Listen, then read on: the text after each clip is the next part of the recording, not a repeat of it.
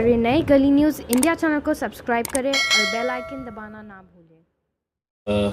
मैं माफ़ी चाहता हूं कि मैंने 3 बजे का टाइम दिया था, लेकिन किसी वजह से मैं 3 बजे हाज़िर नहीं हो सका हूं। एक बहुत ही इम्पॉर्टेंट बात करने के लिए आज आपके सामने आया हूं। जैसा कि आपको पता होगा कि 27 नवंबर को हमने कॉल दिया था कि मुंबई चलना है, और इसकी तैयारी पूरे महाराष्ट्र के अंदर बड़े ज़ोरों शोर से थी। ऐसा नहीं है कि हम मुंबई में सिर्फ टहलने के लिए जा रहे थे। बेसिकली कुछ मुद्दे हैं जिनके ताल्लुक़ से हम सरकार को जगाना चाहते हैं, सरकार से कुछ सवाल पूछना चाहते हैं, और वो मुद्दे मुसलमानों से जुड़े हुए मुद्दे हैं। जैसा कि अगर आप देखेंगे कि 5% रिजर्वेशन जो है वो बॉम्बे हाई कोर्ट ने मुसलमानों को एजुकेशन के अंदर देने का फ़ैसला सुनाया, और ये जब फ़ैसला आया तो उस वक्त की जो सरकार थी वो बहुत ही ज़्यादा ये दावा कर रही थी कि देखिए हमने मुसलमानों को इंसाफ देने के लिए, और ख़ास तौर से कांग्रेस और एनसीपी इस बात के ऊपर थे। बाद में भारतीय जनता पार्टी शिवसेना की सरकार आई, उन्होंने उसको आगे नहीं लेके गया, वो ऑर्डिनेंस लैप्स हो गया। अब हमारा एक सवाल है कि अब सरकार बने हुए कांग्रेस की, शिवसेना की और एनसीपी की, ये तीनों की सरकार बने हुए 2 साल से ज़्यादा का वक्त हो गया है। हम इंतज़ार कर रहे थे कि अब फैसला सुनाएंगे मुसलमानों के हक़ के अंदर, जो अदालत ने जिसको एंडोर्स किया है उसके बारे में कुछ ना कुछ फ़ैसला लेंगे करके। लेकिन मुझे बड़ा अफसोस होता है कि जब मैं राष्ट्रवादी कांग्रेस के या शिवसेना के या कांग्रेस के लीडर्स को जब पार्लियामेंट के अंदर सुनता हूँ तो झूठे मुंह क्यों ना सही, लेकिन एक बार भी वो जिक्र नहीं करते हैं कि मुसलमानों के रिजर्वेशन मिलना चाहिए करके। किसको मिलना है, किसको नहीं मिलना है, हम उसके किसी के खिलाफ नहीं है। जब ये नेता सिर्फ पार्लियामेंट के अंदर खड़े रह के मराठाओं के रिजर्वेशन के बारे में बात करते हैं तो हम भी चाहते हैं कि मराठाओं को रिजर्वेशन मिलना चाहिए, धनगरों को मिलना चाहिए, लेकिन मुसलमानों के ताल्लुक से तो अदालत ने उसको कन्फर्म किया है। वो आप कैसे झुटला सकते हैं, वो आप कैसे नकार सकते हैं, ये एक सवाल है। और ये सवाल का जवाब जब नहीं मिल रहा है तो यकीनन हमें ऐसा लग रहा है कि सरकार जानबूझकर अनजान मार रही है, जानबूझकर सोने का नाटक कर रही है, या जानबूझकर इस मुद्दे को जिंदा करना नहीं चाहती है। तो हमने सोचा कि चलिए 27 नवंबर को हम जाएंगे मुंबई में, और एक पुरअमन तरीके से, एक पीसफुल तरीके से, एक डेमोक्रेटिक राइट जो हमें कॉन्स्टिट्यूशन के जरिए दिया गया है, वहाँ पर जाएंगे और सरकार से कुछ सवाल करेंगे। और सिर्फ यही सवाल नहीं कि मुसलमानों को 5% रिजर्वेशन मिलना चाहिए, बल्कि जो हमारी वक्फ की ज़मीनें हैं महाराष्ट्र के अंदर, आपको हैरानी होगी, मैं भी महाराष्ट्र के वक्फ बोर्ड का मेंबर हूँ। 53,000 एकड़ ज़मीनें महाराष्ट्र के अंदर है, लेकिन अब ये ज़मीनें सिर्फ कागज़ के ऊपर हमको नज़र आती है। ये ज़मीनें या तो किसी मंत्री के रिश्तेदार ने, उसके भांजे, बेटा, भतीजे ने हथिया लिया है, या किसी धन्ना सेठ ने इसे ले लिया है। ये हकीकत है कि आज हमारे पास इतनी ज़मीनें होने के बावजूद भी, लेकिन हमारे कब्ज़े में कुछ भी नहीं है। बड़े बड़े धन्ना सेठों ने इसे ले लिया है, और आपको हैरानी होगी ये बात सुनकर, समझकर, आपको यकीन नहीं होगा, लेकिन मैं आपको एक जिम्मेदारी की हैसियत से, वक्फ बोर्ड के मेंबर की हैसियत से बताना चाहता हूँ कि इन 53,000 एकड़ ज़मीन जो है वो पूरे महाराष्ट्र में जो अलग अलग जगह के ऊपर, उसकी देखरेख के लिए, या ये कहिएगा कि इस पूरे महाराष्ट्र वक्फ बोर्ड ऑफिस के अंदर इन ज़मीनों की देखभाल के लिए उसका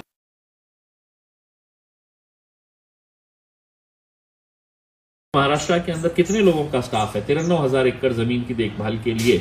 तो महज 24 लोगों का स्टाफ है, 24 लोगों का स्टाफ है। यानी कि इसका मतलब साफ है कि सरकारें चाहे किसी की भी हो, ये जानबूझकर चाहते हैं कि ये जो ज़मीनें हैं ये इनके पास से निकल जाए और मुसलमान वैसे ही गुर्बत की और गरीबी की ज़िंदगी गुजारता रहे। किसी ने कहा कि साहब ये सरकार से हम ये मांग करेंगे कि मुस्लिम डेवलपमेंट काउंसिल कुछ बनाए और उसके ज़रिए वो एक फ़ंड दे। मैं तो ये कहता हूँ कि सिर्फ हमारी वक्फ की ज़मीनें अगर हमें वापस मिल जाती है तो हम भी सरकार को कुछ 100-200 करोड़ रुपए दे सकते हैं, और हम तो सरकार से कहेंगे कि हमको एक 200-250 करोड़ रुपए का, 300 करोड़ रुपए का आप जो माइनॉरिटी का बजट देते हैं वो बंद कर देना, हमें नहीं चाहिए वो बजट। उसमें हम आपको देने की हैसियत रखेंगे अगर ये पूरी वक्फ की ज़मीनें अगर हमारे को वापस मिल जाती है। लेकिन सरकार संजीदा नहीं है, सरकार इस मामले के अंदर कोई कदम नहीं उठाना चाहती है। साथ ही साथ जिस तरह से बाल्टी है, जिस तरह से SC STs के लिए सोशल वेलफेयर डिपार्टमेंट के जरिए पूरे जितने भी स्कीम्स होती है उसका एक ऑफिस है और उसी के जरिए वो पूरे स्कीम्स चलाई जाती है। उसी तरह से जो मराठा समाज के हैं उन लोगों के लिए भी मतलब एक इस तरह का एक सेंटर खोला गया है जहां पर उनके पूरे स्कीम जो है वो एक ही। हम ये चाहते हैं कि मुसलमानों के ताल्लुक से भी ऐसा कुछ हो करके, लेकिन आप कर नहीं रहे हैं। देखिए, एक सवाल ये पैदा होता है कि कुछ दिन पहले औरंगाबाद शहर में शिवसेना जो सत्ता में बैठी है, जिसका मुख्यमंत्री है और हुकूमत महाराष्ट्र के अंदर होने के बावजूद भी उन्होंने औरंगाबाद में एक भव्य मोर्चा निकाला। बड़ी हैरानी की बात यह है, एक जोक है समझ लीजिएगा, एक हास्यास्पद एक घटना है कि जो सरकार में बैठे हैं वो मोर्चा निकाल रहे हैं औरंगाबाद के क्रांति चौक से गुलमंडी तक।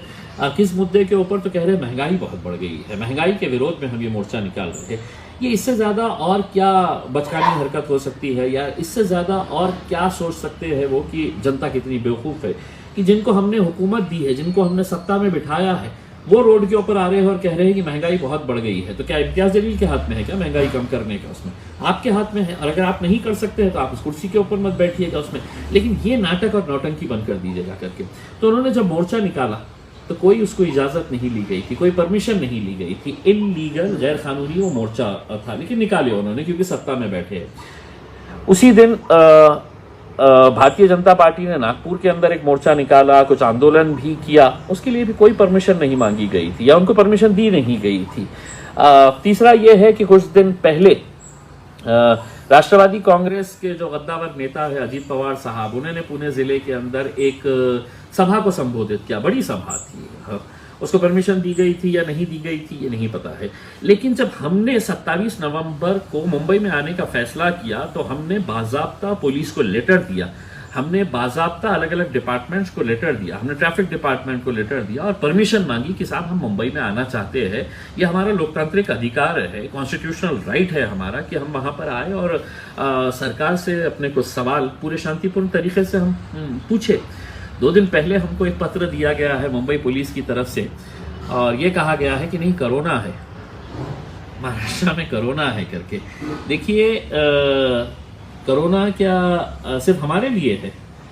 उद्धव ठाकरे साहब षणमुखानंद हॉल के अंदर दशहरे का मेड़ावा ले सकते हैं, कोरोना वहां नहीं आएगा? या आपकी कुछ बातचीत हुई है उस वायरस से कि नहीं साहब मैं हॉल में नहीं आऊंगा, मैं अगर ये आएंगे अगर कुछ अपना हाथ मांगने के लिए तो मैं कोरोना है तो बिल्कुल बाहर निकल कर आऊंगा करके।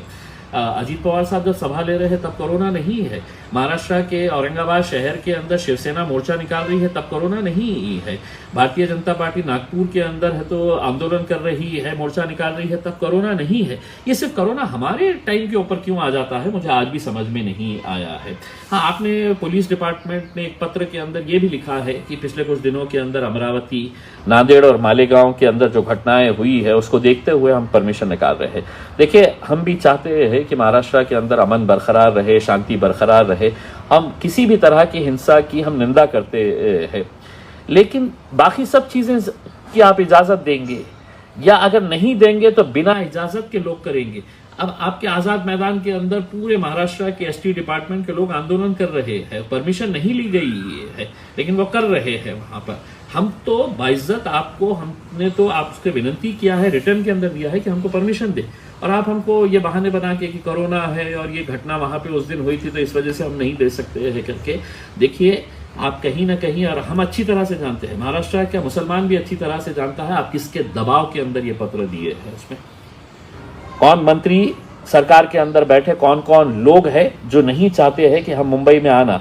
लेकिन अब सुन लीजिएगा, मुंबई के पुलिस कमिश्नर साहब, डायरेक्टर जनरल ऑफ पुलिस साहब, उद्धव ठाकरे साहब, गृह मंत्री दिलीप वळसे पाटिल साहब, आप सुन लीजिएगा अच्छी तरीके से। हम दोबारा आपको एक मौका दे रहे हैं, हम दोबारा आपसे है तो विनती कर रहे हैं कि हम परमिशन के लिए डालेंगे। हमको मालूम है कि कुछ घटनाएं जो हुई थी हम उसकी निंदा करते हैं। अगर आपका यही तर्क है तो चलिए हम आपको और 2 हफ्ते का टाइम दे देते हैं, लेकिन 2 हफ्ते के बाद हम एक डेट अभी अगले 2-3 दिनों के अंदर हम डिक्लेयर करेंगे कि हम कब आने वाले हैं करके। ये गलतफहमी में मत रहिए आपकी, आपने पत्र दे दिया है तो हम खामोशी से, क्योंकि हम अपना राइट मांगने के लिए आ रहे हैं, और जिन लोगों से राइट मांगने के लिए आ रहे हैं वो हमें यकीन है कि हमारा स्वागत वो फूलों से तो करने वाले नहीं है, क्योंकि हम उन्हीं को एक्सपोज करने के लिए आने वाले हैं, उन्हीं से मांगने के लिए आने वाले हैं जो हमको नज़रअंदाज कर रहे हैं। तो इसका मतलब ये नहीं है कि वो बड़ी खुशी से हमारा स्वागत करेंगे कि आइए इम्तियाज़ भाई, आइए पूरे जितने भी महाराष्ट्र के मुसलमान हैं और हमसे सवाल करिए। वो नहीं चाहते हैं कि हम उनसे कोई सवाल करें, क्योंकि उनके पास कोई जवाब ही नहीं है। और हाँ, एक बात ये है, ये किसी राजनीतिक पार्टी के लोग नहीं आ रहे हैं, हम अपनी सियासी पार्टी को लेकर वहां पर नहीं आ रहे हैं। मुसलमान चाहे कांग्रेस से जुड़ा हो, मुसलमान चाहे राष्ट्रवादी से जुड़ा हो, समाजवादी से जुड़ा हो, या कोई भी राजनीतिक पार्टी से जुड़ा हुआ हो, हम सबको दावत दे रहे हैं, क्योंकि ये सियासी मुद्दा नहीं है, ये मुसलमानों के मुस्तकबिल से जुड़ा हुआ मुद्दा है। मुसलमानों की आज की जो एक पसमानदा जो हालत हो चुकी है, उससे जुड़ा हुआ मुद्दा है। अभी 2 दिन पहले हमने औरंगाबाद के अंदर एक कॉन्फ्रेंस रखी थी जिसका सब्जेक्ट था कि development of Muslims in Maharashtra. तो उस कॉन्फ्रेंस के अंदर हम इन्हीं मुद्दों को आंकड़ों के साथ बताए हैं कि हमारा socio economic, educational, political status क्या है, हम कितने नीचे आ चुके हैं, लेकिन उसके बावजूद भी हम आवाज़ नहीं उठा रहे हैं। हमारे अंदर जो लड़ने की ताकत, क़ुव्वत थी, वो पूरी तरह से ख़त्म कर दी गई। हमको डराया जा रहा है कि नहीं, अगर आप आएंगे तो आपके ऊपर हम केस कर डालेंगे। हमको डराया जा रहा है कि नहीं, हम आपको परमिशन नहीं देंगे। आखिर कब तक हम खामोश बैठेंगे, कब तक हम घर में बैठेंगे? कभी ना कभी तो हमको निकलना पड़ेगा, और हम निकलने वाले हैं, आपने हम एक्सेप्ट करते हैं। लेकिन अगर आप दोबारा हमको रोकेंगे तो मेरे हिसाब से आप बहुत बड़ी गलती करेंगे। हम आपको यकीन दिलाते हैं कि हम पूरे शांतिपूर्ण तरीके से आने वाले हैं। हम बहुत अच्छे तरीके से वहाँ पर आकर सरकार से कुछ हमारे सवाल है, वो सवाल हम पूछने वाले हैं। और जिस तरह दूसरे राजनीतिक पार्टियाँ बिना परमिशन के जो करना है वो कर रही है, हम वैसा नहीं करना चाहते हैं। लेकिन अगर पुलिस अड़ी रही, मैं महाराष्ट्र के डीजी को, मुंबई के पुलिस कमिश्नर को, चीफ मिनिस्टर को और होम मिनिस्टर साहब को ये बताना चाहता हूँ कि अगर अड़ी रही तो आप हमें मजबूर मत करिएगा कि जो काम औरंगाबाद में शिवसेना के नेताओं ने किया है कि बिना परमिशन की बहुत बड़ा मोर्चा निकाला है, या भारतीय जनता पार्टी ने किया है, या अजीत पवार साहब ने बड़ी सभा ली है, अगर वो ले सकते हैं तो मैं भी ले सकता हूँ। मैं आपसे एक सवाल करना चाह रहा हूँ, कानून उनके लिए अलग है, मेरे लिए अलग है, ऐसा तो नहीं है। कानून इस मुल्क के लिए, सबके लिए बराबर है। इसीलिए मैं तमाम मुसलमान जो पिछले कई दिनों से तैयारी कर रहे हैं कि हम मुंबई जाएंगे करके, और हाँ, एक बात ये भी बताना चाहता हूँ कि हम जब मुंबई आ रहे हैं तो कोई हरा, नीला, पीला या भगवा झंडा लेकर नहीं आ रहे हैं। हमें खुशी इस बात की है कि इस मुल्क के आज़ादी का अमृत महोत्सव मनाया जा रहा है। 75 years ऑफ इंडियाज इंडिपेंडेंस, 75 साल हो गए हैं इस मुल्क की आज़ादी को, और हमको तो ये बताया गया है कि साल भर हम अमृत महोत्सव मनाए इस देश का। हमें फ़ख्र है कि हम जब मुंबई आएंगे तो हम तिरंगा लेकर आने वाले हैं, हम अपनी गाड़ियों के ऊपर तिरंगा लगाकर आने वाले हैं। कोई दूसरा झंडा वहाँ पर नहीं दिखेगा आपको, और वहाँ पर आएंगे अच्छे तरीके से अपने सवाल उठाएंगे, जो हमारा डेमोक्रेटिक कॉन्स्टिट्यूशनल राइट है।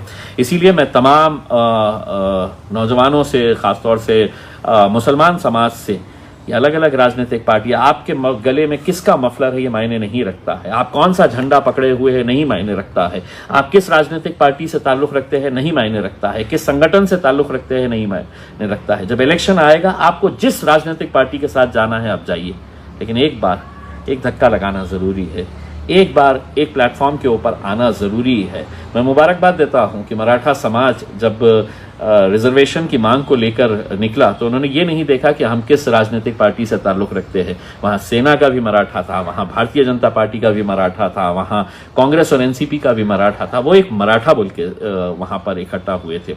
इसीलिए हम लोग भी पूरी तैयारी में जुट जाए, पूरी तैयारी हम कर ले कि हमको मुंबई जाना है। अगले 2 से 3 दिनों के अंदर मैं डेट की घोषणा करूंगा, और उस डेट के ऊपर मैं खुद पर्सनली मुंबई के वरिष्ठ पुलिस अधिकारियों से मिलूंगा और उनको ये बताऊंगा कि ये हमारा कॉन्स्टिट्यूशनल राइट है जिसको आप रोक रहे हैं, आप ना रोके। हम मुंबई अब सिर्फ ये नारा नहीं लगा रहे हैं कि चलो मुंबई, अब तो चलना ही है मुंबई। आप चाहे हमें रोके या आप हमें परमिशन दे ना दे, अगर दे तो बहुत अच्छा है, क्योंकि हम कोई भी कायदा कानून हम तोड़ना नहीं चाहते हैं। लेकिन अगर आप मजबूर करेंगे हमें कोरोना के नाम के ऊपर और हमको डराएंगे कि साहब अमरावती में हुआ है, तो अमरावती में हमारी वजह से कुछ नहीं हुआ, वहाँ की पुलिस कंट्रोल कर सकती थी। जिस तरह हमारे औरंगाबाद के अंदर हमने कंट्रोल किया है, हमारे औरंगाबाद के अंदर ऐसी कोई घटना नहीं हुई है। कई सारे ऐसे शहर हैं, मुंबई के अंदर भी कुछ नहीं हुआ है, एक दो जगह के ऊपर हुआ है। आप वहाँ पर जो कार्रवाई है आप वैसे भी कर रहे हैं। पूरा दोष जो है वो हमारे ऊपर मत फोड़िएगा, पूरा ठिकड़ा हमारे ऊपर मत फोड़िएगा कि साहब वहाँ पे हुआ है इसलिए अब हम आप बम्बई नहीं आ सकते हैं। बम्बई तो अब हम आएंगे ही। इसलिए नौजवानों तैयार रहो, 2-3 दिनों के अंदर हम आपको डेट्स बताएंगे और इंशाल्लाह अब सिर्फ चलो मुंबई नहीं, अब तो चलना ही है।